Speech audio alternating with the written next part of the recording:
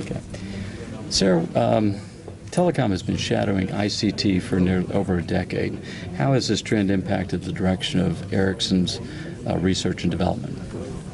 Well, in our view, the ICT or data communication technology is merging with the telecommunication technology. So in our view, it will be the same technology for both of them in the future, and that is what we're working on for the future. Okay. Moving on to kind of a global view of things, in your opinion, where are the top 3 to 5 cities or regions of innovation in the world?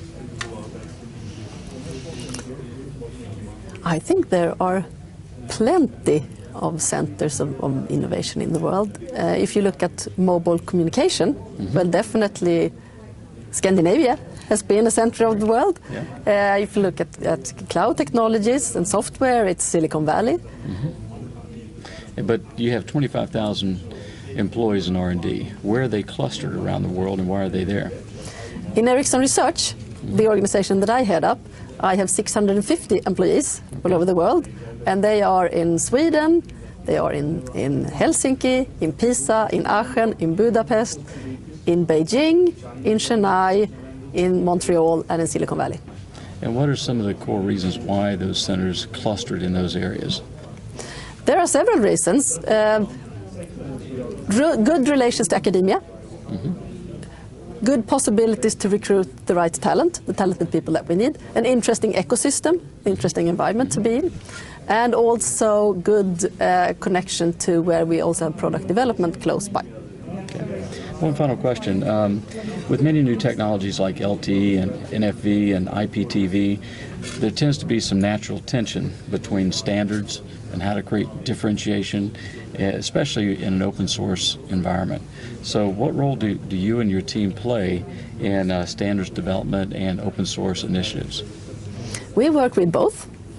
We are very active in standardization of the new mobile communication technologies, and their standardization is definitely a need because all terminals need to be able to connect to the same network. And that has also been an excellent foundation to build a huge ecosystem around those technologies. We're also active in open source communities and working with open source. So we have to be able to work with both. Great. What programs are you most excited about today within your group? We have 4 main priorities this year. The first one is 5G systems, working on the systems for 5G, and it's not only then the radio access, it's also the transport network, the network architecture, the architecture of the core network. That's the first one. The second one is high-performing networks and cloud, how we get cloud technologies into our networks and how we can ensure the high-performing networks that we need for the future to fulfill the requirements of the new services.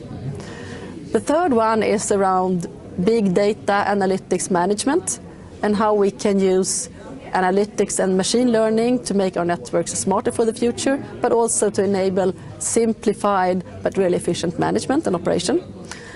And the last one is about ICT services, how we see that ICT services will be delivered in the future, where we think that we're moving more into as a service or system integration model, and also how ICT services will transform other industries. Sara, thanks for your time. Thank you.